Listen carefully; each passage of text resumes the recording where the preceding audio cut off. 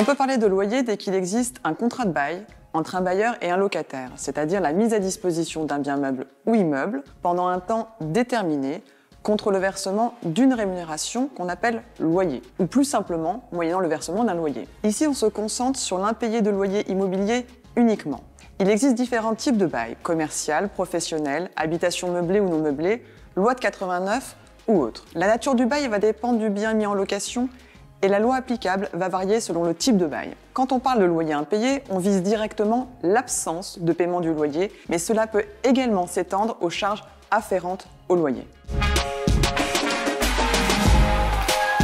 Alors pour deux raisons majeures. La première est que le délai de prescription pour les loyers couverts par la loi de 1989 sur le bail d'habitation est de 3 ans. C'est-à-dire que passé ce délai, vous ne pouvez pas récupérer les loyers impayés et ce délai de prescription ne s'interrompt pas pendant toutes les étapes que nous allons vous présenter jusqu'à l'assignation. Il faut aussi savoir que la procédure de résiliation d'un bail d'habitation et la procédure d'expulsion est soumise à de nombreuses formalités prescrites par la loi à peine de nullité. Le recours à l'avocat est fortement conseillé, voire indispensable pour vous accompagner. Alors, la première chose à faire, c'est toujours réfléchir avant d'agir. Il faut bien vérifier le cadre contractuel qui existe autour de cette situation avant de procéder à une quelconque action. Première chose, il faut regarder ce qui a été prévu dans votre contrat. Notamment, deux choses sont importantes à vérifier. Est-ce qu'il existe ou pas une caution, c'est-à-dire une personne qui a accepté de payer en lieu et place du locataire si le locataire n'arrivait pas à payer les loyers?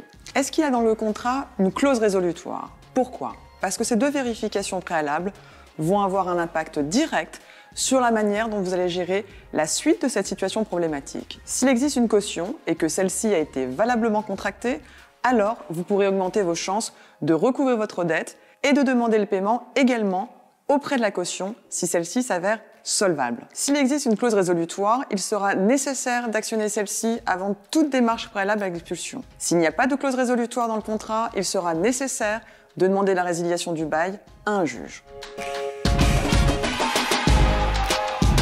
Avant d'aller plus loin, on vérifie si on n'a pas déjà une assurance de loyer impayé en place qui devrait être informée de la situation, notamment parce qu'elle peut servir de recours pour la suite et éventuellement prendre en charge certains frais comme les frais d'huissier. Si le locataire est bénéficiaire d'une aide au logement, le propriétaire a l'obligation de prévenir la CAF dans les meilleurs délais afin qu'elle enclenche une procédure pour impayé.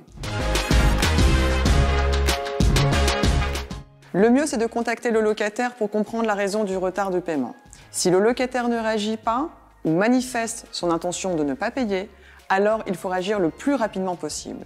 Il faut envoyer un écrit, mail d'abord, puis courrier recommandé. Néanmoins, il est inutile de multiplier les écrits si votre locataire ne réagit pas. Dans ce cas, il convient de solliciter un avocat pour l'envoi d'une mise en demeure à votre locataire et éventuellement la caution qui pourra être dissuasive et le faire réagir. Si le problème persiste et qu'il y a dans le contrat de bail une clause résolutoire, il faut alors faire délivrer un commandement de payer au locataire et à la caution s'il y en a une. Celui-ci est une démarche préalable impérative. Le locataire a alors un délai de 2 mois pour régulariser sa situation en payant ce qui est dû. Soit le locataire s'acquitte de sa dette dans le délai de 2 mois imparti à réception et cela s'arrête là. Soit il ne le fait pas ou pas totalement. Il faut alors assigner le locataire en justice et demander l'expulsion. Il y a un risque, oui, celui de créer de la tension ou une situation de blocage avec le locataire. Toutefois, il est dans votre intérêt de réagir au plus vite. Il ne faut pas oublier, comme on l'a expliqué, que le délai de prescription pour les loyers couverts par la loi de 89 sur le bail d'habitation est de 3 ans. Il faut toujours bien poser les choses par écrit, mail, courrier et encore mieux, par courrier recommandé avec accusé de réception, la mise en demeure. Demandez à un avocat d'envoyer cette mise en demeure. On sait que l'entête d'avocat permet de cadrer la discussion et montrer l'intérêt qu'on y attache. Loi et moi met justement à disposition des particuliers des offres de services qui incluent notamment la mise en demeure. En outre, celle-ci est une étape nécessaire si on cherche à trouver une solution amiable, par la suite en saisissant un huissier de justice.